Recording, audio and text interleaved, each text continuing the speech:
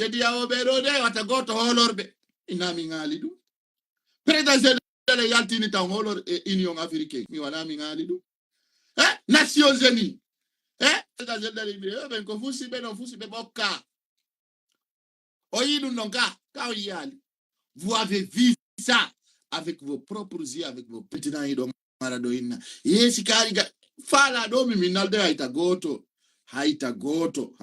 de minal ta goto jokko ali ubade ko no min bi jokkata parti politique e way no wonde allié si tay ko wala tammi kon no wele ya den perdun don si wela tama yalta yana dum oppose angine mi mengay ni di si mi non pullo la mo todo mi andi o do mo woni prédactagol pira si mi do mari faire financièrement mi wallete si mi do mai bayer be mi activante mais c'est ça la vérité c'est ça la vérité mena me wata wonde tuge jokkugol inobe no fala la mude non be boy contact ilando Ousmane Ga min fenande min ta goto contact am fi Ousmane Ga wal parce que mi do andi ko fojo c'est un simple arnaqueur simple menteur kodo yai ko arata ko yeso c'est-à-dire aujourd'hui vision men on ko hebugol bi do gorko wawdo adumbu yaro wonanga lam ngum minike men habbay mo ha o yora c'est ça comme pour le falde na problème mon ko France ko fenande France fusu wona problème mon ko tafu yagal men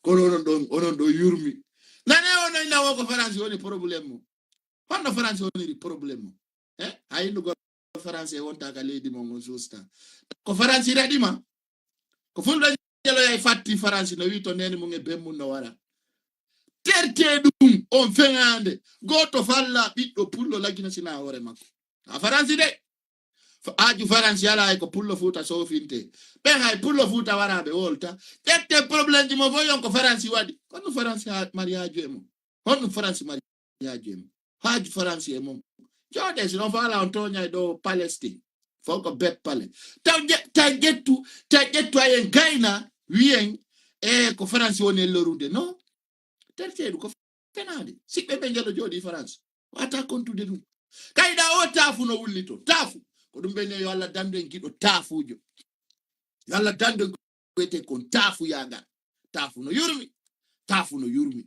ndare nde nyalande yetende le 31 décembre de habbide minani be ya wo kambe solution ma don ko ino lo bere ko ni sala mu dumbuya no yurmi ka no yurmi do mi hala no min ko feddi ko zere ko de sener de ni tourni pazo be wolta fi dum be wowla ta juma be ala dum e tourni pazo zere ko de ande fode ino kayata go ono ma ino ka stade do no wa perde ya fa danda yata tele no wola fi dum yata radio no wola fi dum ne bata lewru nata go c'est comme ça dit no no wasindi an wali ke dide go dala wolde min no alaka bazi mai de bonna ta lamu ko woni hande kadi pula mengo en jabatama ni ka joda pullo futa sacrifice c'est ça notre combat les sukabe fulbe hande kadi be doaka actu de pays du godo na concernant politique c'est concernant la sécurité de notre pays c'est fini. Dans le 31 décembre, dans le détracteur, il dit que vous avez fulbe. Vous avez dit que vous avez lanchi. C'est-à-dire, maman dit Dumbuya, vous avez dit que vous avez salike, vous avez dit que vous avez dit que vous avez dit que vous avez dit Homboyal tata. Ay goto. Parce que quand il goto yal tata, wallahi no du kona akiri lando da. Mingo ko mi meda yide mi woni yide kona akiri fewndo. Wallahi billahi taala. Fewndo do ni kona akiri sa yino be darori non ka kale furji.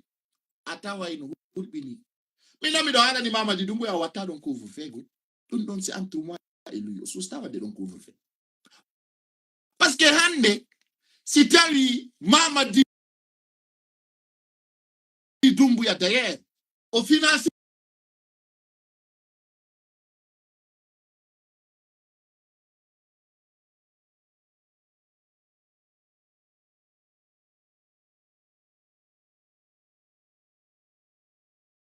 il certifie les 32 milliards fallait pour pas donc dans les 30 millions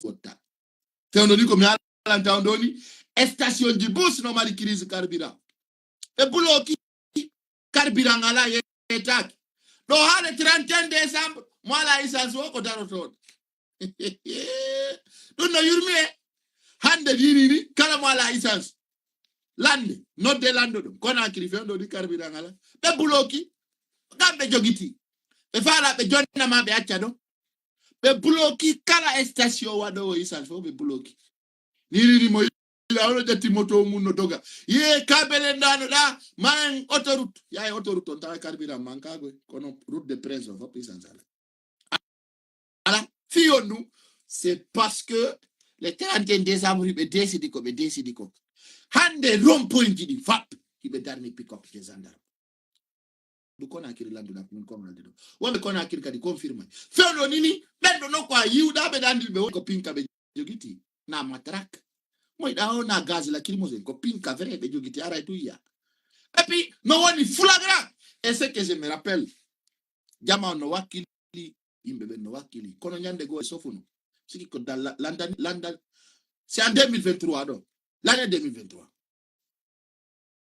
nyande go manifestant ka prince don hamori konde yalti o yimenten dor don ko militaire o yaltata fawru yuno dem bulendeje de be yalti ni donc ayay guerre Mamadi Doumbouya la banino en kanko ko dictateur hande non no yurmi moƴƴa non mi do andi ko moni ko ngalde je ne mens pas ko hunde wonde réel taw andi ko enen jetti ene be sama kala no hakkude men goy ene des siku de pouvoir ko pagaille ce n'est pas de la pagaille ko enen siki kanyu ko ni ma be wonna sama kala donc uti Mamadi Doumbouya ferme do espace fermi film fermi Juma TV radi Sidia Touré radi Sellou Dale wi ben kadi tipataka le yo Mamadi Doumbouya radi Sidia Touré radi Sellou Dale fermi radio jidi radi Alpha Condé wi ben don tipataka leyti don su stare arde Sidia Touré fu détourna kono su sali arde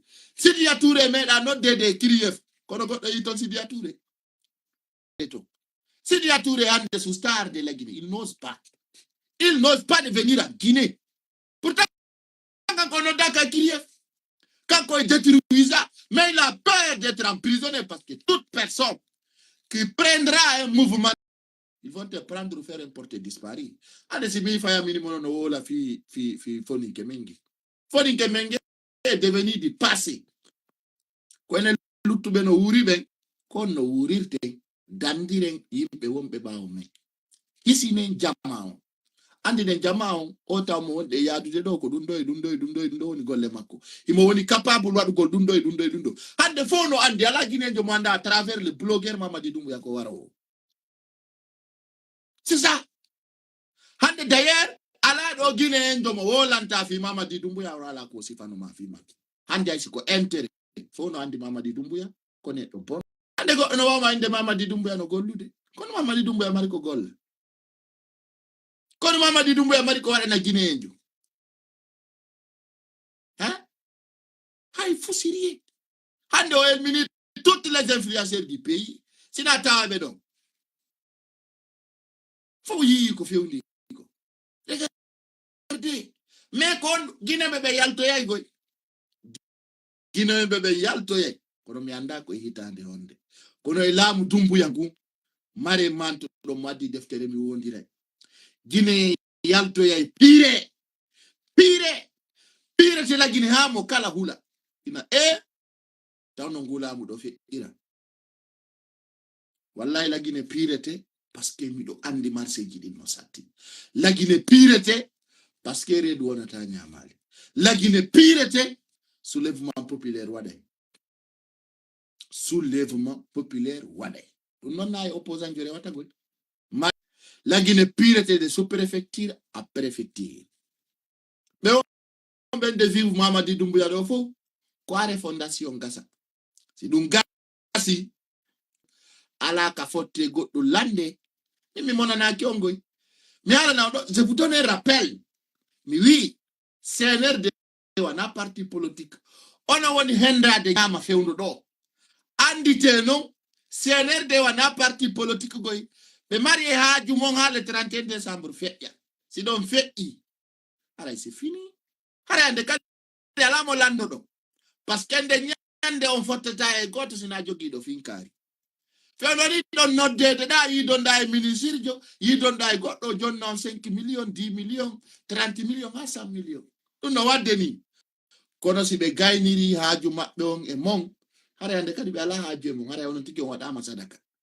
sai ko ɗum taw duwa ɗon famude koy onon si koyni ɗo woni important ɗon kirɗammi hiɗon kirɗammi wallay ɗon yurmi o ɓay on ala important ɓe wi marɗo important na okkorteɗo ko okkayɗo ay no few non ɗon sikkude no ça ne passe jamais on vous attend meɗen gandi on goto kono waɗi si mi yewte nder vidéo min non ɓurata Alphonse Sarr wayta wawgol waɗugol naafigi yagal ça viendra tagoto haw jamɓe wonɓe lagine ɗo bon dans actes ɓe rappela yimɓe ɓe fof d'ailleurs Allah fawɓe jang dare wanno o sonnaɓe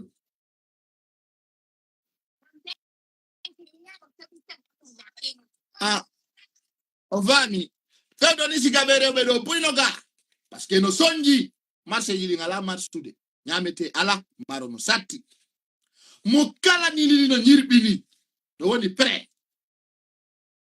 o fami no woni prêt e andugol pirete kono noon na enen pirinta ɓen ɗo goy ko tampere maɓɓe nden forcinta ɓe yaltugol ka leydi lagine o fami enen ko min faala taw ko wonɓe ɓenkine no yaltira ɗaɓɓa no wurira na no mayira fami ma ko ɗum mi wolanta min ko minata on ko mapini lan kono wonirɓe gine ɓen hisira wana no yaltirɓe ton ɓe natira ton ay non ɗon sikkude lagine ko e sama kala wona lagine ko e paga wona jokke ɗon laɓana on joni ɗan andi pays limitrophe ji ɗin ɗo hewa joni bon rappelez-vous des infos très claires qui viendra ici déjà en vous rappelant eno ɗo ko bawri yewti kon e fuɗɗoto noon woni live on joni fi informe gollon ko fewndi e leydi ndin kon ko tata koko yurmi moƴƴa bawri holli e nder lagine on ino bindo ngono windi ha laaɓi wo kala wonɗo détractude fewndo ɗo ni CNRD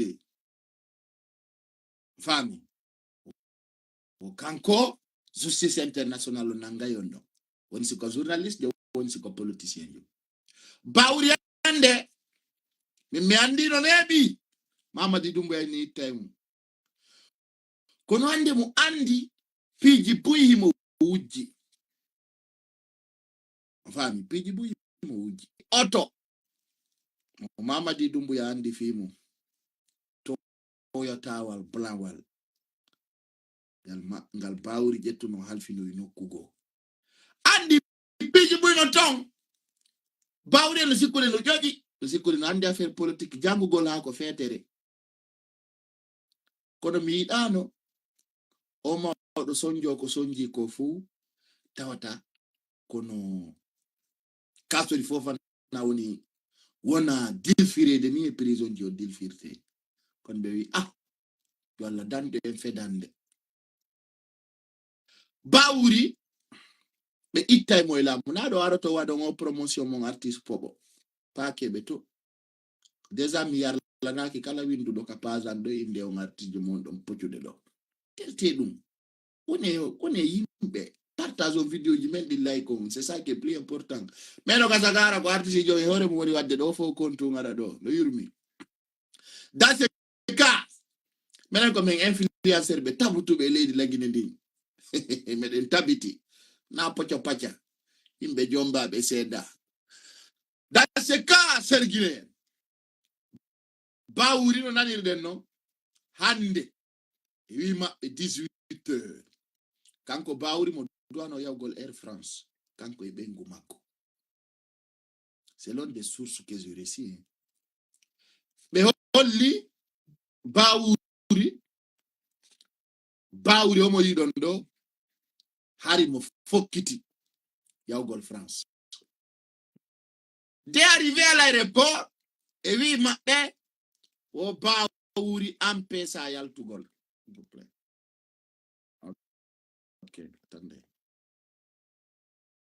Bawri empêcha yaltugol. Il était empêché de sortir selon des sources proches de Bawri. Mais Bawri enfin, qu'on visite privée on yaude. Ça d'ailleurs que vous devez vous poser la question. Quand on a de Bawri.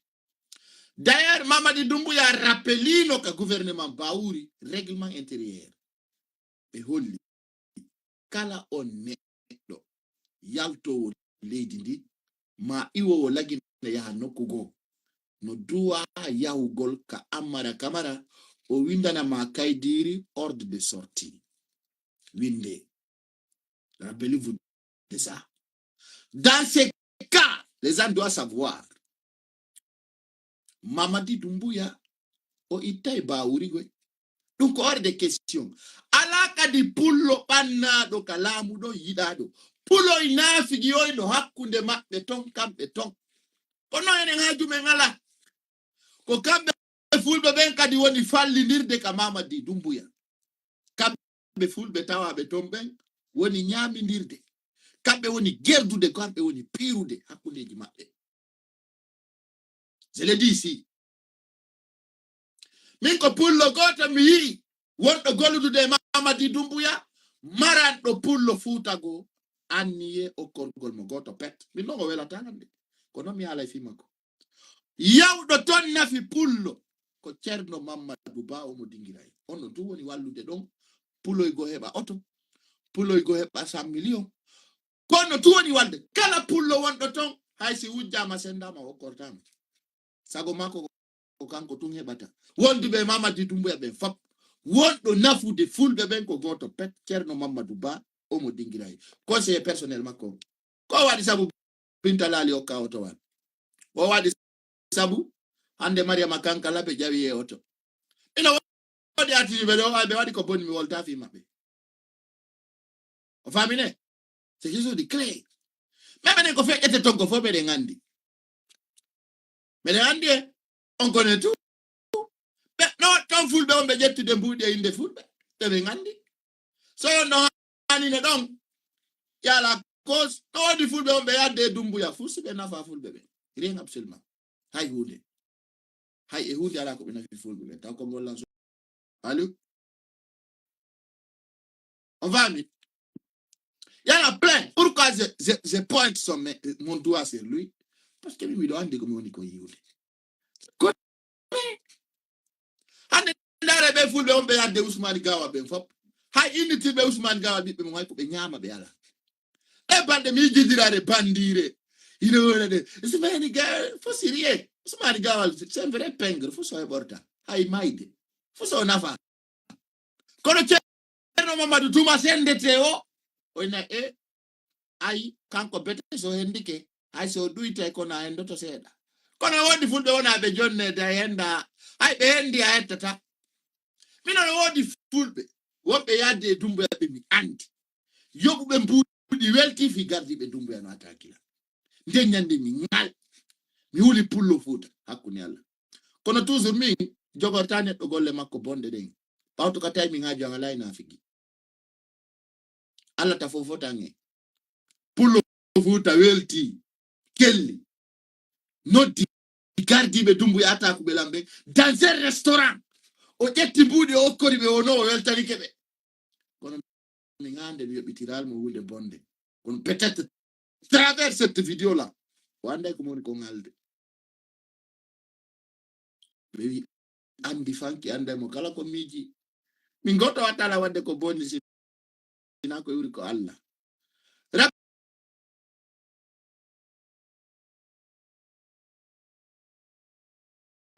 Rappelez-vous yimɓe bonɓe ɓen no ɗuuɗi e ngol leñol men kono men hawjanaɓe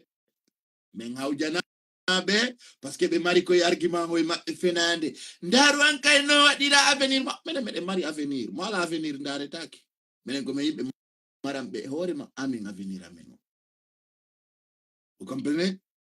Onon tigi on ɓurti ke torotoɓe ɓen on ɓurti ke torotoɓe ɓen so woni waccugol torotoɗo ara woni torotoɓe ɓen. Bon, rappelez-vous aujourd'hui Baouri, no yurmi. Selon notre journaliste, quelqu'un que vous devez suivre, que nous devons donner la force. Abdou Latif Diallo, selon ses sources, parce que nous aussi vamos dans le programme de Makodi, quand Abdou Latif Diallo on est quoi l'indo bita kurudo. Wande tini wa ende nyalande 24 décembre 2024. Baouri empêché le premier ministre Baouri wonno do yaltude hande kanyunge bengumu fi visite personnelle de l'infrastructure donc o hande o empêché no yaltugol ka aéroport. Bon, moi j'ai confiance à la source d'Abdoulatif parce que ko journaliste de Taudo kanko kadi mo ande peji buyde men ande doto. Fami. Donc Abdoulatif ko dum do woni ko holle o aray Baouri empêché no hande yaltugol ka aéroport Conakry kanko e bengu makko. Baouri 2000 tôt ou tard il va aller en prison. Baouri Ousmane Gawal il va aller en prison pour changer la base. Après no Mamadi Doumbouya wade akuyete comme faux gouvernement d'union nationale tawo fewndo doni ko dum o yawoni wolde fi mon. On andi hombo faya minimum non. Mais temo comme papa. Baouri a prison parce que il peut pas être on mapi. Mais mes représentants après nous on va venir vous donner les sons et vous allez comprendre parce que vous n'êtes que des voleurs. C'est-à-dire donc jodi don tonya Doumbouya do ina ko Doumbouya to woni wujjude ara babirabe mo ombe dum fo c'est des voleurs. C'est des voleurs. C'est des voleurs. C'est des personnes qui volent flagrant. Dena Mamadi Doumbouya to woni wujjude de on a bébé babirabe mo wonto fo jango vous allez vous retrouver en prison.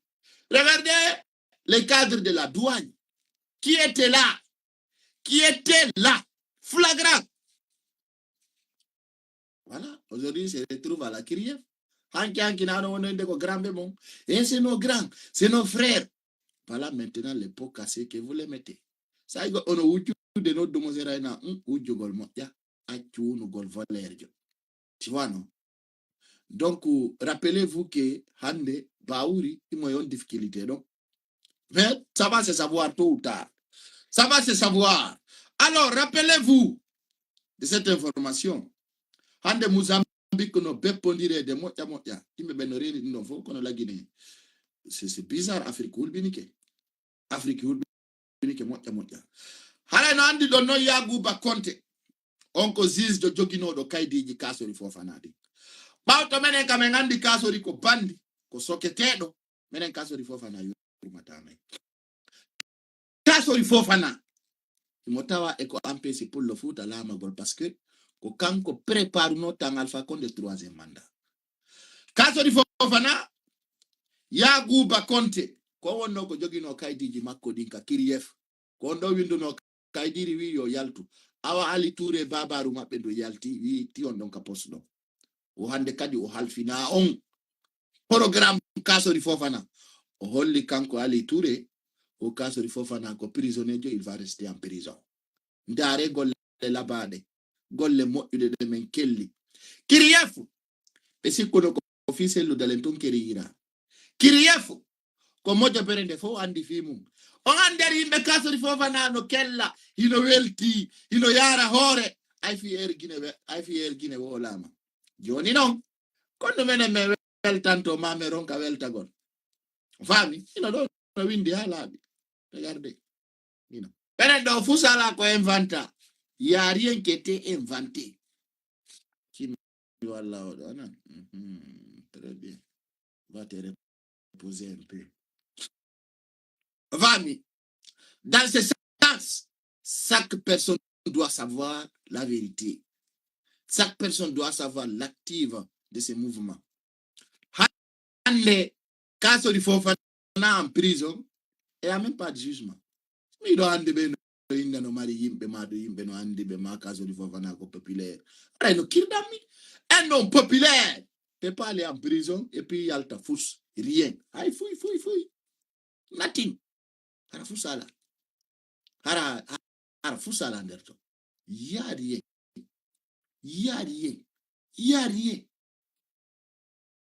vraiment.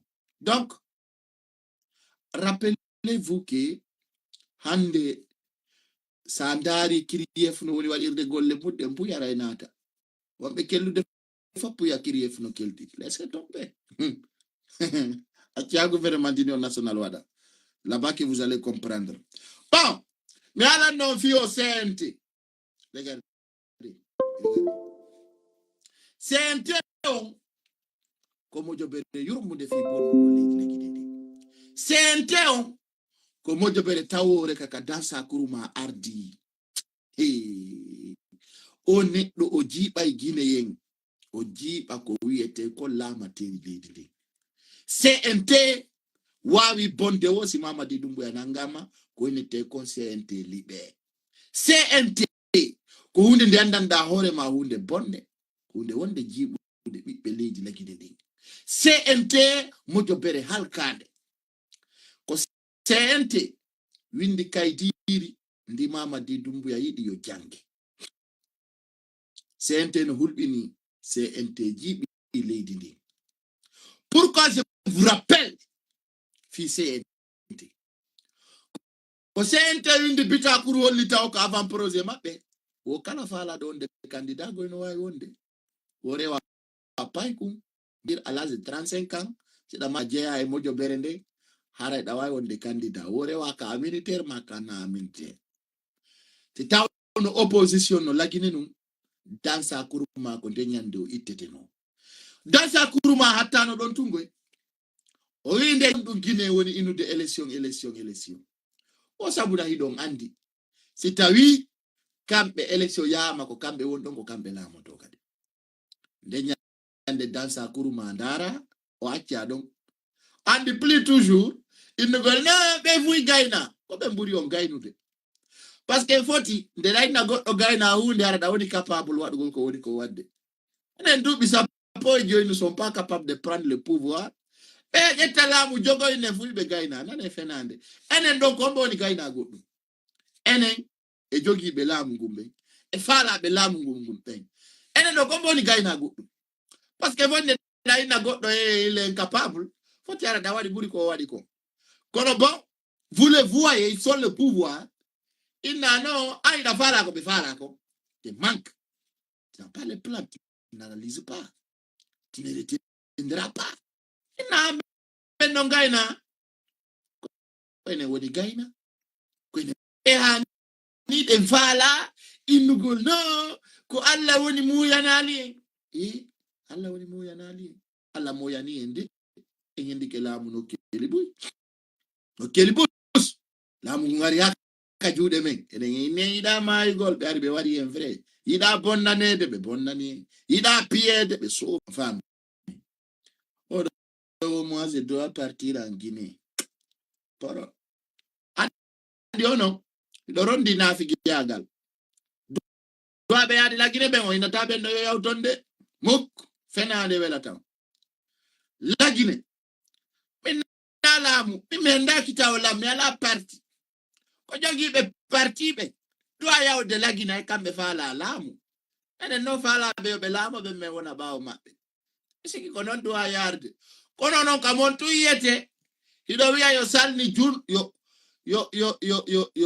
yo salli julnu si tawi ɗon faala men yaw lagine ko ɗaɓɓoɓe laamu ngun ɓen tigi yaate lagine ina menen men hewti kala wolo fiya men yo hewtu ɗo kono noon toujours ko welata on ko fenani wolagolo ko yiɗɗon nande ko menen noon ɓe rewata e ɗi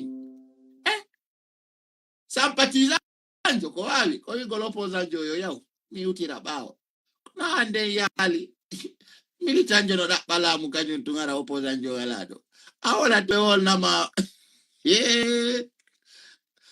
jetti hore men sama kalaɓe a Doumbouya andi ɗum joni noon ndemo duuvay ara kay ɗum fof no feƴƴude yeeso mais ça ne passera pas derrière nous ça passera juste devant nous ici e ara kadi ɗen suti minni yon terto waɗugol piiji beleɗe andite fodore taw binde yori ko gonga kono torunde Allah no firta piiji go bon les gars je vous aime beaucoup que Dieu vous protège tous sina ɗum haray ko sati kon no sati CNT mojo bere ka dansa kuruma ardi ɗon enele reniko kone ko wona ko yewtede fof ɓe holli RPC IFR IFDG ɗiɗo on ɓe elminay ɗi partiji ɗo tati hara fi majji wole take lagine oda no yibe dun latako min mi yali lato to ma lato tako go min on nanirali laddu fami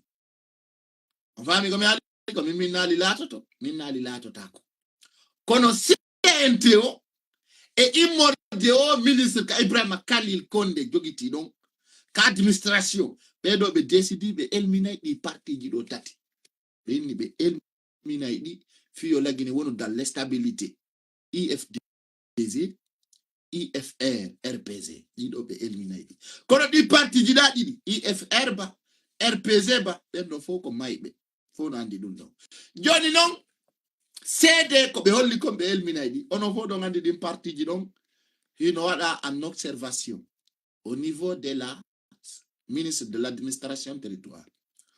Observation, ce que nous concerne, c'est l'IFDZ. Mais oui, au IFDZ, à la côté, qu'on relève compte banquier. C'est-à-dire, quand il y a un horema, doit présenter des hainoko et aduna, relever compte bancaire, c'est dans l'ambassade.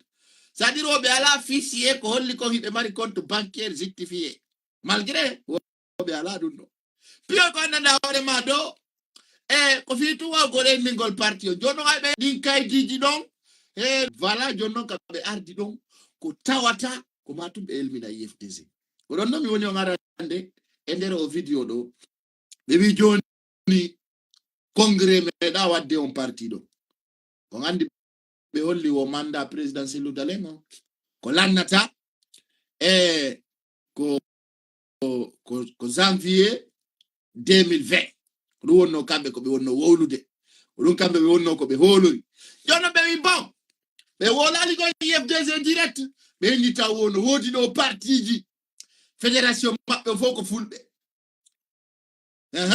o ko le be nalde ko fulbe be plupart il y a des partis ici toutes leurs fédérations ça vient de leur communauté les communautés de leur président fa wandi ko mona wola nede dum be fuɗɗi situde parti kari parti kono fo nandi ko mbona wola nede no jono fi elmingol parti IFDZ on ko de toɓɓe ɗo ɗiɗi woni ko lutti CNRD no planifi commencé ludale ngarte lagine o nangue non ɓe planifi ɗum ɗon ɓe décidi ɓe waɗay ɗum dans ce cas rappelez-vous hande plan maɓɓe on kamɓe CNRD ko innugol ko ma kala parti mo ala ko wiyete congrès d'ailleurs e yawno ɗon ha ɓe rappeli ɓe wi kala taw parti mo respectali mandaji mundi gon ɗon ko elminteɗo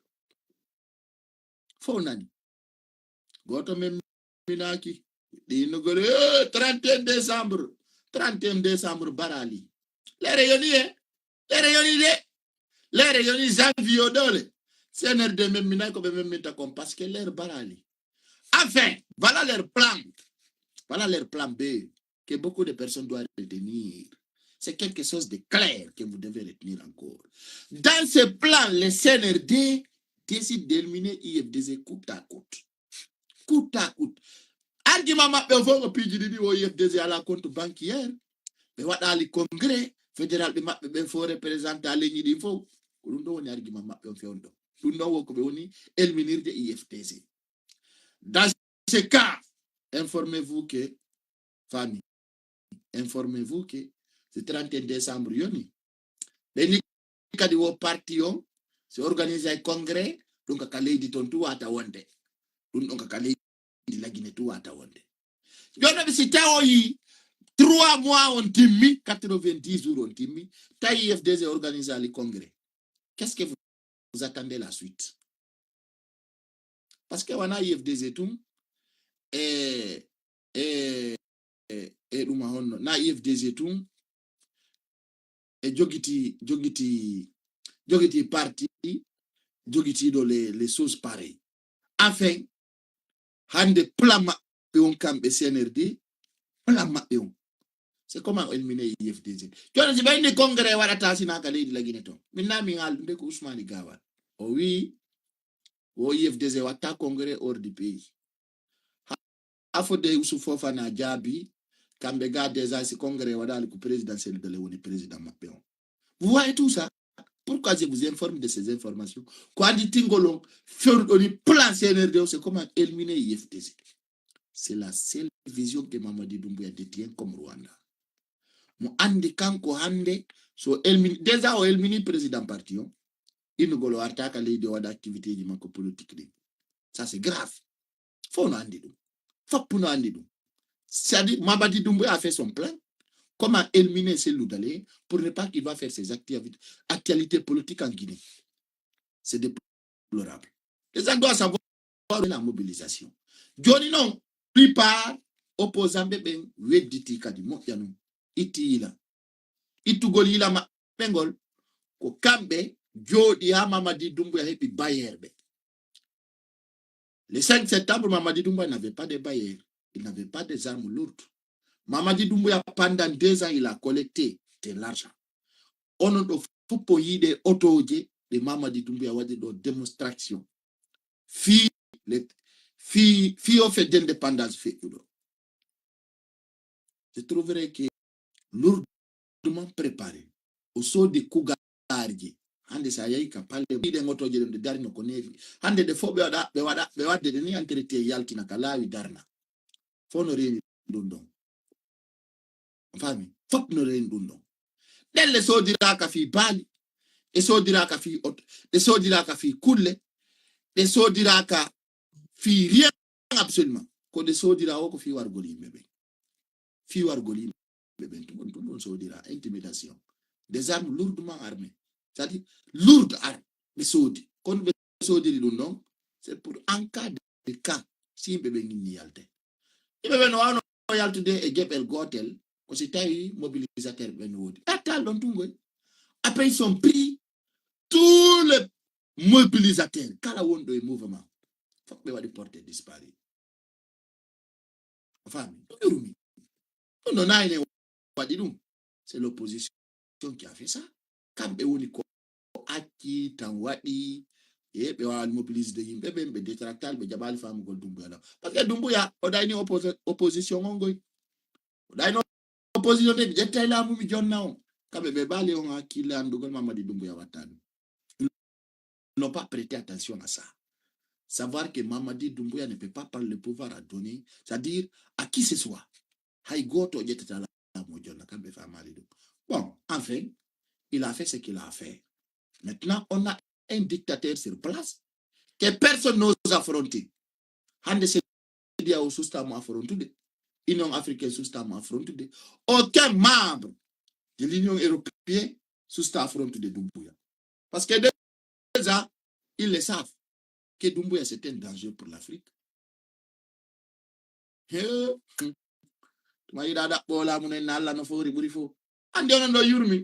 Dans la politique, la politicien, on dit règlement intérieur politique,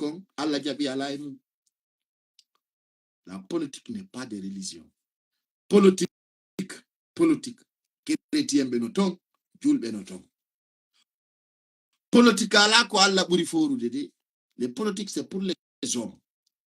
Politique à la ko windi Quran haynoku jamfa ay ka windi hande ay ka Quran windi fi jamfa a hawto dire jamfo de hande ay dum politique à la dum ko fi aduna ni wana fi la kara famine alla no wondane yimbe wakili bebe na munyibe tombe ko wakili be alla buri wondude mu jodo wiyo ngonon kala woni mu yani poro alla sendi on e sonko la yalla sendi on e sonko no yurmi ha terte dum andi hay ara bubbe yira bendina ben no piru de fi aduna dare kon de Palestine. Regardez ce qui passe là-bas. Donc et toi qui le mo wado ngi di pays alla kalamu anani dum Nandadu, haika dina ka joko dado, dina Islam ko joko dako. Est-ce que dandi kono don tabitiri? Dandi ko jelo maya ni dina. Dandi ko jelo soppa fi dina. Dandi ko jelo daran. No yurmi simi c'est-à-dire goddo yi don wola taw ko yinko nalu mawe. Yanda on natan do lekkola o do wadi winde commentaire on mi anda on gandudo do jikude politique ne politique dum ko fi yawgol wada bayana ne do jikude dum to kala politicien jo mo yida no wola to alla mu yali alla ne na politicien jo non de on na wondo da budila mon ko commerçant jo ne pas un politicien politique dum ala nder ton feu politique ko fena manipina waddindira pile ay ba ko falda ko dum woni nder ton de kala wolando ma politique ko innugol iye kari ala jikari kari no teddina foko fenande simple fenande ala hayno ko kawindi e sart politique fop baye ko andata politique taw be ala nino maka Mamadi Doumbouya wondirta do lagine ko pays like wana pays musulman de wana pays chrétien de ko pays dinaji din fop tous les religions chrétien Bouddha musulman on entata time fop. C'est-à-dire, faites ta politique, tu sois croyant. La Guinée, non, faut même pas écouter ça. Femme, faut même pas écouter ça. Ce qui reste clair, l'air barali. Hande nous sommes le 24 décembre. Donc, rappelez-vous que CNRD doit préparer que. Femme, comprenez? CNRD préparer que. Lutino si tawi no wodi ko prépara min non ko minani opposition no yewta ko o hare à partir de 1er janvier be reko non kirdi Mamadi Doumbouya mo eno il a rigolé, c'est-à-dire no kirdi tumane o taw mususali jonnugol orde leydi mundi fami mususali artugol leydi mundi wolata kon ko feddi de leydi mum on sinni reconnaitre sa lami do dongo hande do no kirdi ka kirdi c'est rigolant c'est-à-dire no kirdi Mamadi Doumbouya fota otay no yurmi vrai on me reconnaît ça Mamadi Doumbouya déjà jeja yo goddo reconnaît sur lamu makko c'est-à-dire ko kala wondo kale lagine no alla walla made hay sa reconnaît ça lamu makko bon harakadi abonnata fu e lamu makko ko don to wawata ma hisinde wona do. Donc, moi, ce que je vais dire à tous les Guinéens, c'est de garder l'espoir et savoir que Mamadi Doumbouya va partir tôt ou tard. Il va partir. Il va partir parce que Minata non ko joni de mais yon andu non CNRD no mari projet maintenu gol Mamadi Doumbouya 2040. Kambe be mari on plan don de be mari plan yo Mamadi Doumbouya on a 2040. Donc non qu'est-ce que nous devons faire après la lutte. Voilà, c'est quelque chose de ouf famille. Donc wara ko do woni der ton mo kala ko wakilo ka wontiri don e heba ko unité kon détermination heba ko wiete kon jogondiral e wallindiral. Hande der o video live do mi wata on jonnude yewtere kono inshallah à partir de Django mo kala yo wakilo wawa participer de jonna avis di mun din e live din à partir de Django ngudita débat ouvert ton o wiri non do ha le 31 décembre mo kala ara yewta ko miji kon hara ko dum falno andintinde inshallah e yitita kadi Django à partir de 20h wawe jonnugol actualité ji din ka leydi men fi kala wondo e darde woni be daride en kadi fewndo ni telen ka YouTube kambe kadi be weltana be wakkilare mabbe den ton be duula ton tum machallah hare kambe kadi be weltana fota fi jokkere en danti be jokkidin do ta goto munano hay goto fami mo kala ittiri mo ta goto monano hay goto fami ta haaju mon kadi wonu e hennugol bawuri yaltima yaltali dum fo c'est des mots qui vous détractent na du woni objectif mon haaju mon si bawuri yayima o yahale haaju mon ngedum haaju mon no bawuri haja kay mengoy bawuri wurde mayden no fotanamo kono mi kono tumi no mapani mo mapanaki no do yurmi wallahi do yurmi ha do buri no fototon no kono si bawri yiltama aéroport walla o nadama walla o yaltinama ma o yaltinaka haaju mo ngedum menen ko nyalande wietende bawri e limose menen ko dum men habbi non ni en avance terte kon bawri nafata Bawri do ko fulbe njelo wara wolade. Njelo piado wolade. Njelo nangado wolade. Mais écoutez les gars, écoutez s'il vous plaît, écoutez. Ta o mapa no yimbe mapa ki fimo. Million affaire King Salomon on yejite si on jabi parce que King Salomon wanane otawa do moddo hande. King Salomon ala aka wawata wadde concert o hebbina ko na fop. On do hande sino dadbude ko fi inira. Mi on andi wallahi mimi monanaki wombe be yade ka dumbuya dabba ko wiyete kon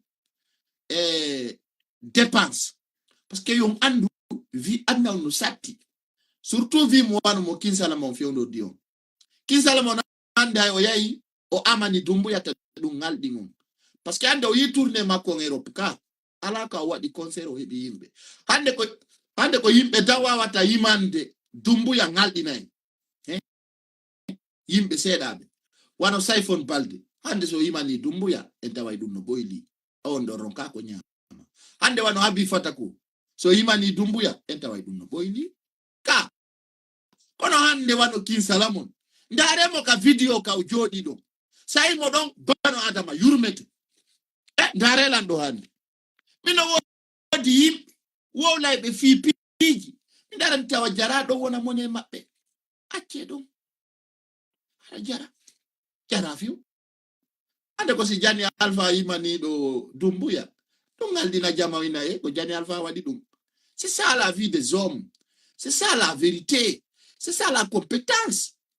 Mais non nyando mi ngalda e mo nyando mulbina la wallahi donc je vous souhaite une excellente soirée, que Dieu vous protège.